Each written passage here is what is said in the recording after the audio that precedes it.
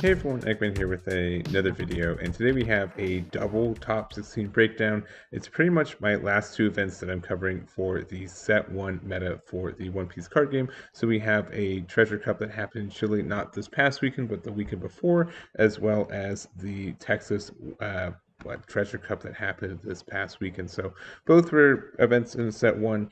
I didn't have enough time to make both videos, and honestly, again, this is the last weekend essentially of the set, so I just kind of want to go over it real quickly. So again, I am on the road right now, so sorry for any quality issues for that and just everything else, but let's just kind of jump on into it. So we're going to start with the treasure cup from Chile, and also real quick, big shouts to Diego for not only topping and getting that top 4, but also helping supply the list for this video.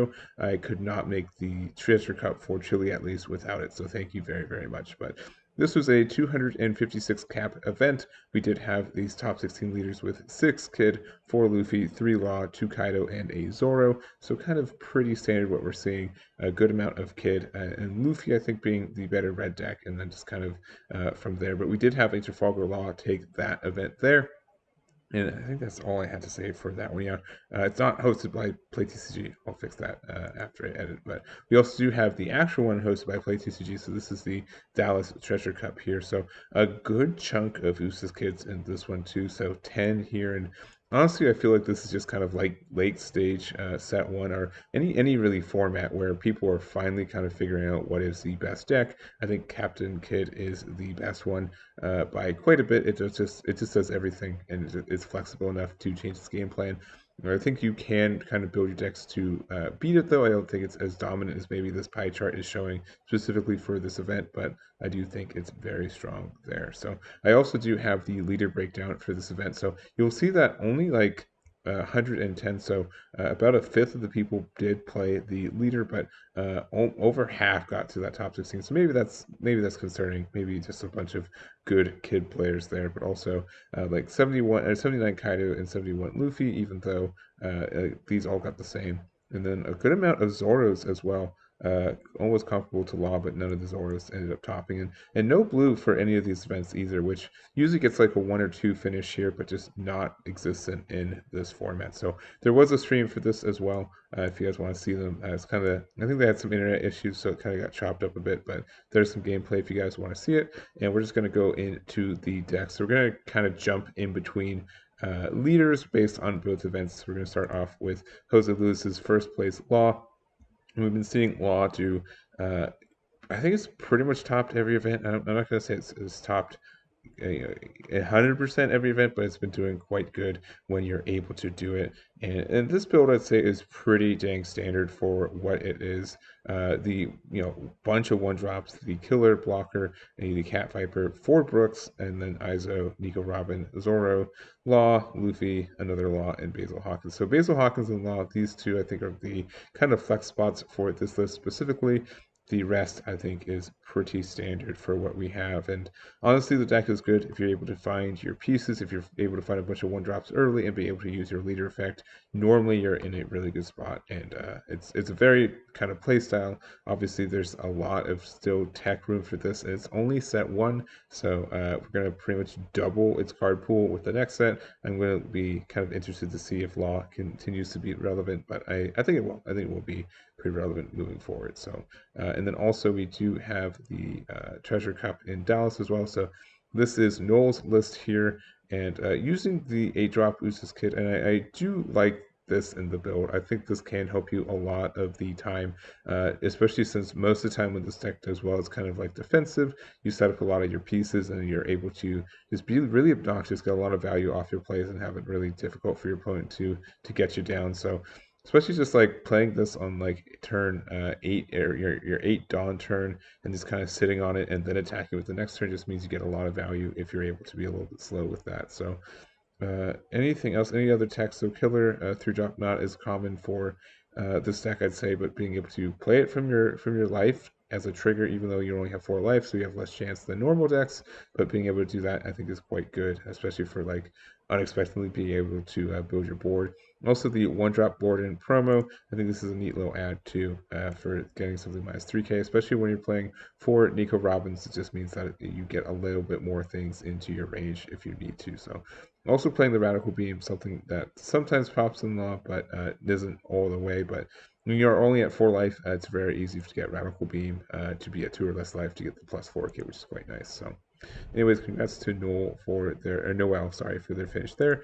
And then also we do have our Luffy list. So this first one is Jorge's from Chile. This is the second place list, and it's a very, very Luffy-based list. It has 4 of the 5-drop, 4 of the 4-drop vanilla, as well as 4 of the 3-drop winner stamp. So I don't.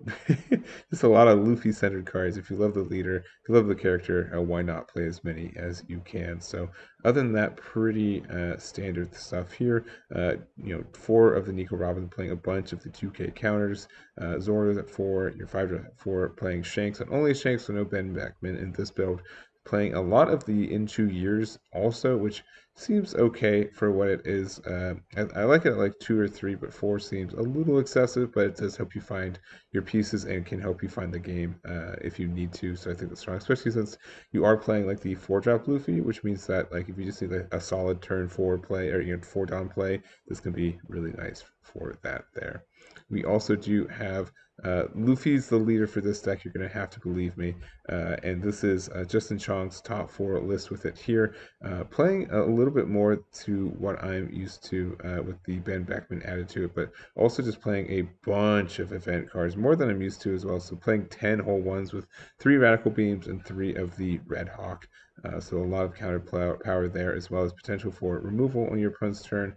And then everything else I think is pretty standard. So Red just kind of likes to play a lot of low end 2K counters. So your choices between like Gordon, Sanji, and the Usops, and then like 3, Nico Robin, Zoro, Luffy, all 4 of those for these, and this the whole package. So congrats to Justin there. I think Luffy's going to do okay in the next set. I think it's not going to be the premier red deck, but I do think it can take advantage of some of the new red cards as well. So I haven't tinkered with it as much as I want to, but I'm looking forward to doing that pretty soon. Next up, we have Diego's top 4 list. And again, Diego is the one who provided me with the list for the Chile event, so I really do appreciate that.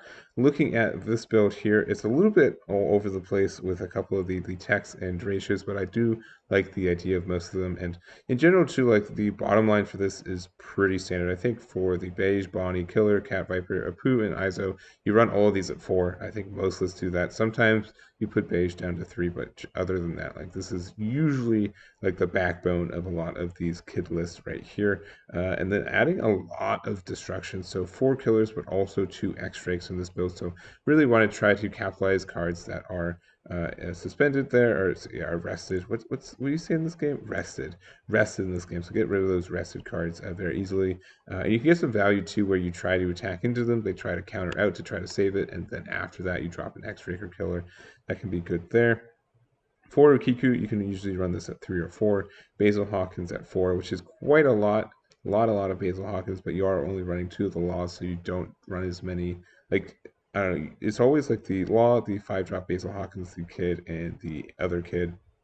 Usually these are the ones where there's some ratio choices on which ones you like the most. So it looks like Diego decided to run more of the 7-drop blocker from the starter deck and only 2 of the 8-drop, even though man, 8-drop can just win you the game sometimes. But and then also on the event side, running a little bit more than usual. So 3 of the Paradise Waterfall to really kind of capitalize, I'm guessing, on that 7-drop Boost's Kid, as well as the Straw Sword for the nice one of that can happen as well. It is a supernova, so Bonnie can find it, which is nice. So congrats to Diego again, and thank you again for helping me with these lists.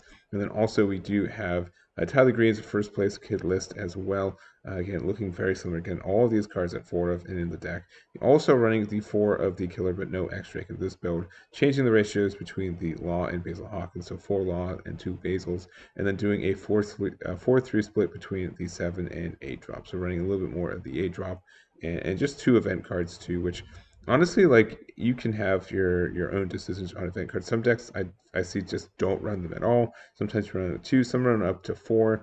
I know Paradise Waterfall is a popular choice as well as Punk Gibson, so I think that helps you there. But I do in general think that Momo is not as popular in these builds. The one drop that helps you find your Wano country, and it's just because there's not as many cards you want to specifically one run that are Wano in this deck. They do exist, but they're not as searchable. Like they don't do as much as you want them to. Like Bonnie being able to find those blockers really good, and you own or you what you find like a Cat Viper ISO with your Momo, but and not really much else. So it's good for card advantage, but not good for like impacting the game like with the search. So, anyways, congrats to Tyler for their first place finish there.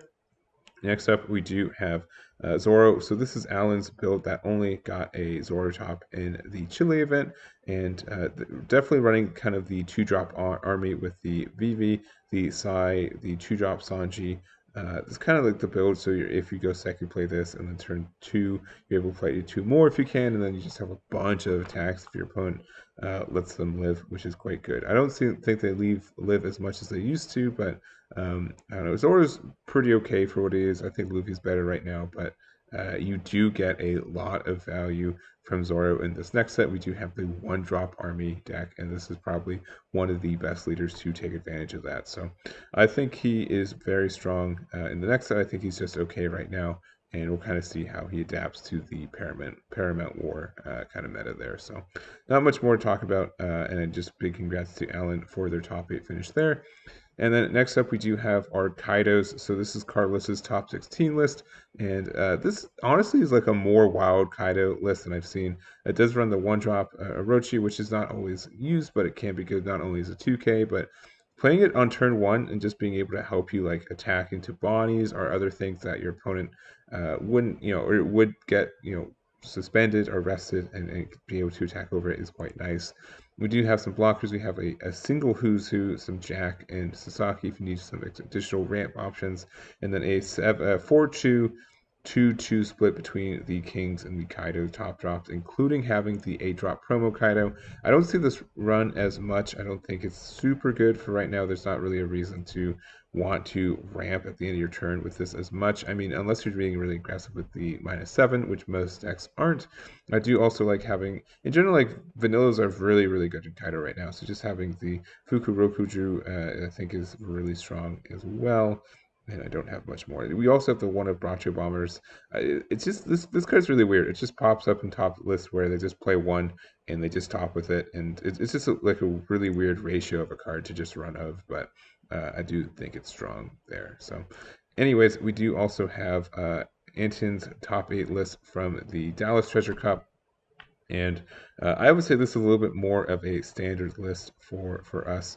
I don't. This might actually. Check the video again. This actually might be the other Jack. I will correct it if that's the case. I'm going to re-look into it. It's probably the other Jack, the one this one here to get the ramp. So I'll double check on it. But yeah, just standard. I do like all the vanillas in this deck. So the Babanuki, as well as the Uroshima, being able to not only just be 1K counters, but able to do that, do some defense stuff. The Kings of 4-1 split with a 3-3 here. Only 3 Blast Blasts, and I think this actually is correct based on what I've been seeing in others. It's a good card, but sometimes it's just stuck in your hand, and you really don't necessarily need the 4K counter all the time. Your opponent's probably going to kind of see you have one Dawn open and play around it whenever they see it. So just the fact that this card exists is better than having 4 copies of it in your deck a lot of the time. So I think you can use it to at 3 to kind of mitigate the amount of brickings at times. So I'm going to maybe test this a little bit, see if that's correct. But it seems like the right play right now, based on just how many 2Ks you're being able to run and kind of successfully do so as well. So that's going to be it for that. I guess to Antyn for their finish, and that's going to be the end not only of this video, but probably my coverage of set 1 for the One Piece meta. So thank you guys so much for watching not only this video but all the others. I hope you guys got a lot of from it. Make sure to check out all my content for Paramount War. I'm really looking forward to set 2. I've been stuck in set 1 for like almost like 9 months right now, so really excited for the new cards, to play the new stuff, and to see what the new meta is about. So that's going to be it for me. Thank you guys again for watching. I do appreciate it, and I'll catch you all next time.